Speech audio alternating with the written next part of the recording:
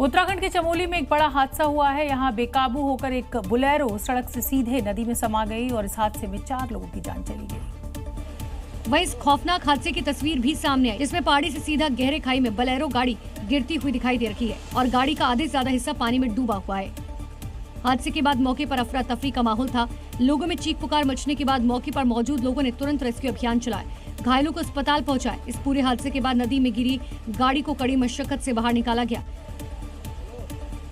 बताया जा रहा है पहाड़ी से तकरीबन 500 मीटर नीचे नदी में गाड़ी गिरने से उसके परखच्चे उड़ गए।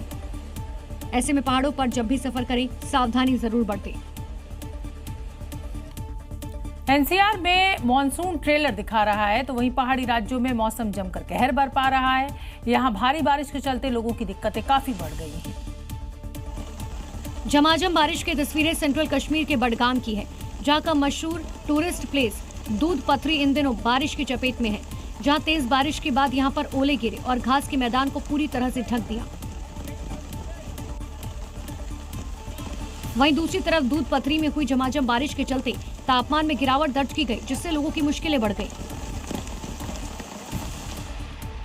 अगली तस्वीर हिमाचल के मनाली की है। कुछ घंटों की बारिश ने लोगों की परेशानियां बढ़ा दी। तेज बारिश के साथ ही कुछ इलाकों में ओले गिरे और भारी बारिश के चलते सड़क पर दरिया बहता हुआ दिखाई दिया। आईएमडी ने 15 जून तक कुल्लू, मंडी और शिमला जिले में आंधी और तूफान का येलो अलर्ट जारी किया।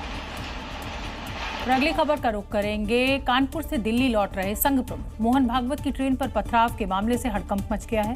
फिरोजाबाद में शताब्दी एक्सप्रेस पर पथराव किया गया। सुरक्षा एजेंसियां अब जांच में जुटी हुई हैं। जिस ट्रेन के शीशे आप टूटे हुए देख रहे हैं, ये है शताब्दी एक्सप्रेस और इस पर फिरोजाबाद में उस समय पथराव किया गया जिस समय ट्रेन में संघ प्रमुख मोहन भागवत यात्रा कर रहे थे, जिसके बाद सुरक्षा एजेंसियों में हड़कंप मच गया। अज्ञात व्यक्ति के खिलाफ मुकदमा दर्ज कर जांच शुरू की गई। शताब्दी एक्सप्रेस लगभग 7:15 बजे के आसपास क्रॉस कर रही थी, जिसमें माननीय मोहन भागवत जी जा रहे थे और उसी में किसी ने एक पत्थर मारा है। बता दें शताब्दी एक्सप्रेस के E1 कोच में बर्थ संख्या 53 और 54 के पास किसी अज्ञात व्यक्ति ने ट्रेन गुजरने के दौरान पत्थर फेंके, जिससे ट्रेन की बोगी को नुकसान पहुंचा। ट्रेन पे एक शीशा टूटा है और उसमें किसी व्यक्ति द्वारा पत्थर फेंका गया है, तो उसके बाद में किसी सवारी को कोई क्षति नहीं पहुंची है और ट्रेन सुरक्षित गंतव्य स्थल तक पहुंची है। तहरीर इसमें प्राप्त की जा रही है और इसमें मुकदमा भी पंजीकृत किया जाएगा और तत्काल जो भी इसमें इन्वॉल्व है उसके खिलाफ कार्रवाई की जाएगी। बड़ी बात ये थी कि पथराव भी उसी कोच पर हुआ जिसमें संघ प्रमुख मौजूद थे। गनीमत रही कि पथराव में मोहन भागवत को किसी तरह की चोट नहीं पहुंची। घटना के बाद सुरक्षा को देखते हुए ट्रेन को बीच में कहीं भी नहीं रोका गया और सीधे ट्रेन कुंडला आकर रुकी।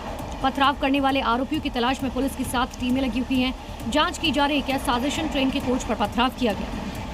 हिंदुस्तान की ताकत अब समुद्र में भी बढ़ रही है। अगर समुद्र में दुश्मन ने कोई भी हिमाकत की तो K-15 सागरिका मिसाइल पलक झपकते ही दुश्मनों की धज्जियां उड़ा देगी। डॉक्टर APJ अब्दुल कलाम साहब के नाम पर बनी ये मिसाइल पानी के नीचे दुश्मनों के लिए साक्षात काल है। K-15 सागरिका नेवी की तरकश का एक विध्वंसक हथियार ही नहीं, बल्कि समंदर की गहराइयों में छुपी हिंदुस्तान की वो प्रतिज्ञा है जिससे दुश्मन का बचकर निकलना मुश्किल ही नहीं नामुमकिन है। ये भारत की पहली स्वदेशी पनडुब्बी से दागी जाने वाली बैलिस्टिक मिसाइल है। इस मिसाइल को भारत की पहली परमाणु पनडुब्बी INS अरिहंत पर पूरी तरीके से तैनात किया जा चुका है। 1 टन वजनी K-15 सागरिका घातक परमाणु बम को अपने पीठ पर लादकर दुश्मनों के खेमे में तबाही मचा सकती है। इसकी तूफानी रफ्तार और अचूक निशाना दुश्मन को संभलने का 1 सेकंड तक का भी मौका नहीं देता। K-15 सागरिका मिसाइल में जल, थल और नभ से परमाणु हमला करने की क्षमता है। इसकी मारक क्षमता तकरीबन 750 किलोमीटर है। ये 1000 किलोग्राम तक परमाणु हथियार ले जाने में पूरी तरीके से सक्षम है। यही वजह है कि K-15 सागरिका मिसाइल को हिंद महासागर में चीन की घुसपैठ और पाकिस्तान की नापाक हरकतों के खिलाफ भारत का सबसे बड़ा डेटरेंस हथियार माना जा रहा है।